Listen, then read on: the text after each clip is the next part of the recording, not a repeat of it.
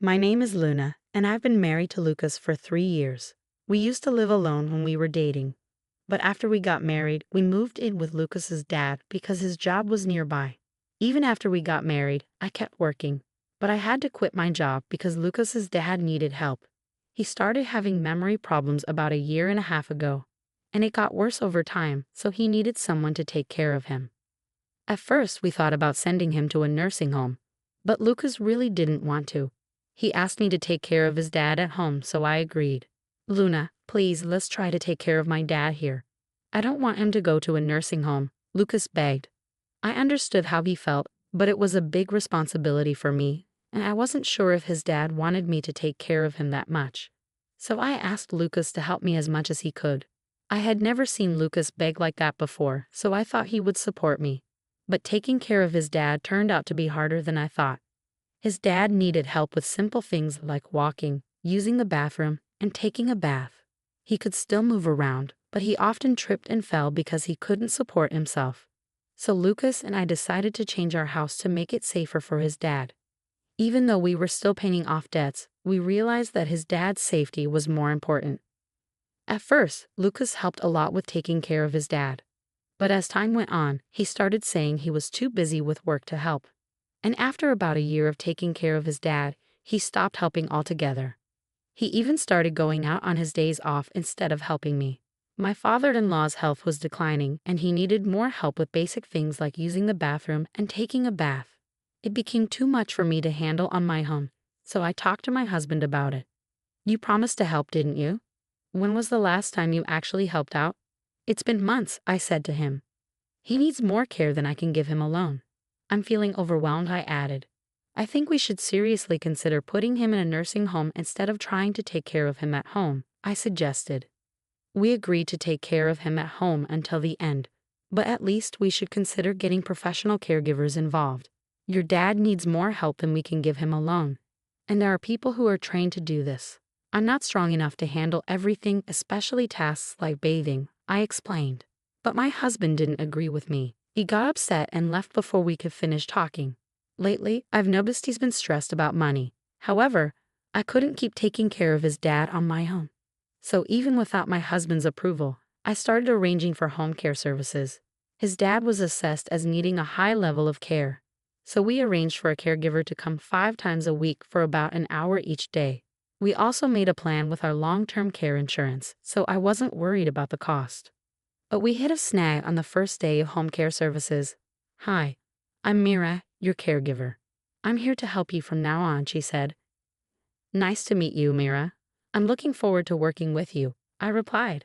While the caregiver was talking to my father-in-law, she also taught me some nursing techniques. I found her guidance really helpful and felt confident about hiring her.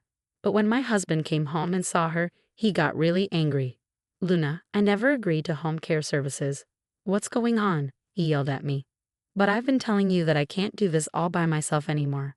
I didn't do this without telling you. I'm sorry, Miss Caregiver, but please go home for today. I tried to explain, but he didn't want to listen and sent the caregiver away. Why did you arrange for home care without my permission? I'm the one who decides things around here. You're a terrible wife for not listening to me. You can handle caregiving alone. Don't waste money, especially since we still have to pay off the loan for the renovation. Why can't you see what I'm saying?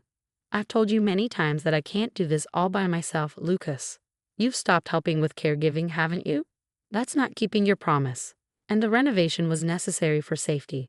If your dad falls and gets hurt, taking care of him will be even harder.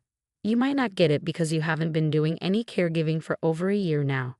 Why are you bringing this up all of a sudden? Besides, you're not working, so it's your job to take care of him, right? Who do you think is paying off the loan for that renovation? No matter how much I tried to explain, my husband didn't understand. He really believes that I should do everything by myself.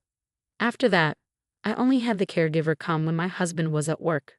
Talking to her about not just caregiving, but also the issues with my husband and getting advice was really helpful. After months of the same routine, one day my husband unexpectedly offered to take care of his dad himself. You've been cooped up for over a year. Go treat yourself. I'll handle everything today, he said. I happily accepted his offer. I got a long overdue haircut and enjoyed some time at a coffee shop I used to frequent. But after about 4 hours, I started feeling anxious about leaving my inexperienced husband in charge, so I decided to head home early. When I got back, the house was unusually quiet. My father-in-law was peacefully asleep in his room. Assuming my husband had also worn himself out and fallen asleep, I went to check the bedroom, but he wasn't there. As I sat in a quiet house, I noticed an envelope placed on the dining table. When I opened the envelope, I found divorce papers already filled out along with a letter. The letter took me completely by surprise. Even after we divorce, please continue taking care of my dad. I'm going on a trip for a week, so please file the divorce papers. As I read those words, it hit me. His sudden offer to take care of his dad was just a way to get me out of the house so he could prepare for his trip. And the fact that he had already prepared divorce papers was a shock. What's more, he expected me to continue caring for his dad even after we split up. I couldn't comprehend his thinking at all, so I called him immediately. When I read the letter, I found the divorce papers. What's going on? Who are you going on a trip with? I'm at the airport about to board. I'm busy, and frankly, I don't care anymore. It doesn't matter who I travel with. We're getting divorced. Just make sure those papers are filed by the time I get back from my trip. That's all. With those words, my husband abruptly ended the call and hung up. Just before the line went dead, I heard a woman's voice calling out his name on the other end. It became clear that he was with someone else, the person he was traveling with. We'd only been married again for 3 years, and now I was facing the possibility that he was having an affair. As I thought about how he might have been cheating on me while I was busy taking care of his dad, tears of regret filled my eyes. Luna, my father-in-law's voice called out to me as I left. He had been struggling to remember my name lately, but today he said it clearly. Worried about how well my husband had taken care of him while I was away, I hurried to see him. Father, are you feeling all right? Did everything go smoothly while I was out? I asked, concerned for his well-being. Luna, is the caregiver coming today? My father-in-law seemed surprisingly lucid and able to hold a conversation. No, she won't be here until tomorrow morning, I replied. Ah, I see. Could you bring me some paper and a pen? He requested. My father-in-law, who usually struggled with writing due to his condition, seemed different today, more refined. I remembered reading that writing could help with dementia symptoms, so I agreed and fetched him some paper and a pen. He began writing something, but I couldn't see what it was. After he finished, he placed the paper in an envelope and handed it to me. Give this to the caregiver when she comes tomorrow, he said before drifting back to sleep. Was this some sort of dementia exercise with Mila? Although I was curious about the letter's contents, I decided not to peek. Later, when my father-in-law woke up, he seemed to have forgotten everything, even my name. It left me wondering what had happened. That night, after he had gone to bed, I found myself pondering over the letter and divorce papers again. Reflecting on my husband's recent actions, I began to realize there might have been signs of something suspicious. I had been so focused on caregiving that I hadn't paid attention to him. If he was indeed cheating, part of me wanted to divorce him immediately and leave. But I couldn't abandon my father-in-law. Besides, without a job while taking care of him, I worried about supporting myself after a divorce. As morning arrived, I still hadn't made a decision. Mira came by, and I handed her the letter from my father-in-law. After reading it, she approached me looking troubled. And then, the caregiver. I'm here to support you, Luna. We've built a friendship, and moments like these are more common than you might think. I'm here for you, Mira reassured me with a kind smile. The letter is about me getting a divorce? I asked, feeling confused. Yes, it seems Mr. Henry noticed something wasn't right and asked me to step in. He wrote in the letter about his wishes regarding his estate. There's more to it, but we can discuss that later. Since your husband will be back soon, let's act quickly, Mira suggested. With that, Mira arranged for another caregiver to take over Mr. Henry's care and urged me to follow her. We ended up at a law firm. Mira, why are we here? I asked, puzzled. You'll understand once we're inside, Mira replied cryptically. Even though I was still confused, I followed Mira into the building. Thank you for coming today. I'd like to discuss a request I received from Mr. Henley regarding gifting property during one's lifetime. Specifically to you, Luna, the lawyer explained as we took our seats. The lawyer handed me a document and said, yes, it's notarized. Mr. Henley requested this document prepared by Mira. It states that Mr. Henley wishes to gift you $36,000 and his apartment during his lifetime. Stunned by this revelation, Mira started to explain. On the first day of my home visit, Mr. Henley mentioned this. He wanted to express his gratitude to you, Luna. However, as you weren't legally adopted by him, he couldn't pass on his assets to you through inheritance. So he decided to make this gift during his lifetime. I'm incredibly grateful. I need to thank my father-in-law right away, I said, feeling overwhelmed with emotion. Before we head back, there's one more place we need to stop by, Mira said, leading me out of the law firm. We made another quick stop before finally returning home. Once we were back, I expressed my heartfelt gratitude to my father-in-law, even though he didn't seem to fully understand. I kept telling him how thankful I was. Sadly, 3 days later, he passed away due to complications from his worsening dementia. I tried calling my husband, who was still traveling abroad, but he didn't pick up, perhaps assuming it was about the divorce. There's no other option, Mira said, guiding me through the necessary arrangements.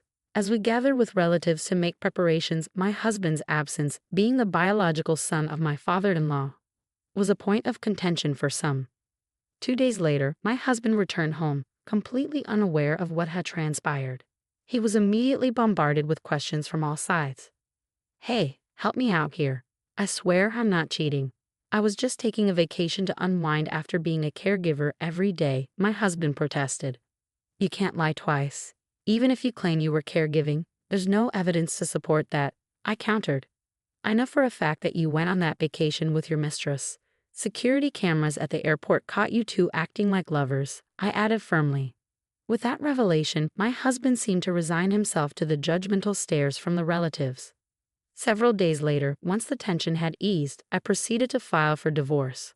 I planned to move into the apartment my father-in-law had gifted me before his passing. As I made preparations for the move, my husband called. Luna, where are you? I just found out that I'm not the beneficiary of his life insurance, you are.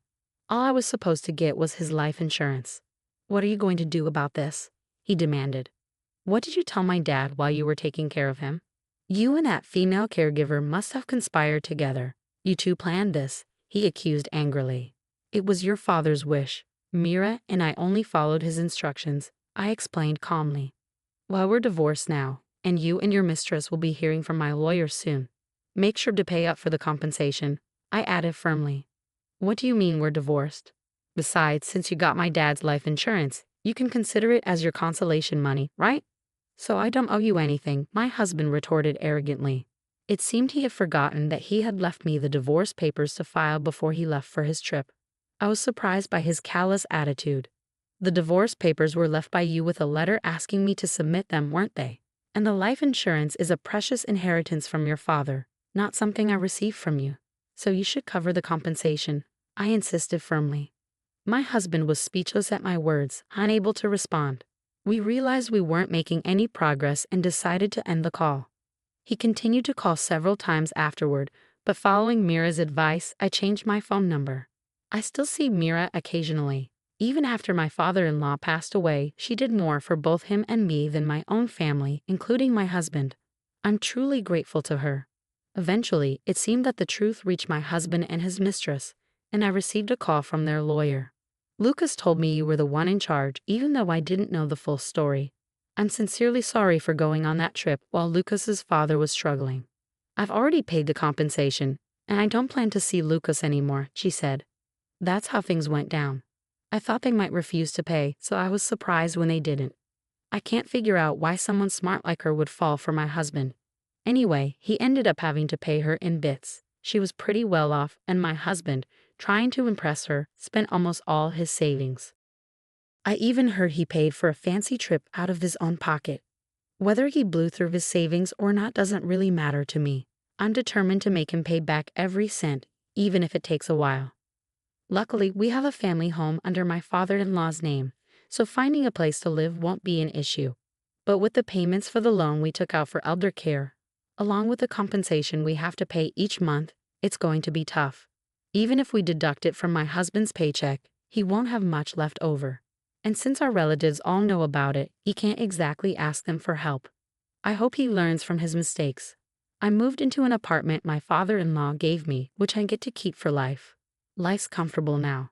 I'm using the money I inherited from my father-in-law to study caregiving. Mira's helping me out too.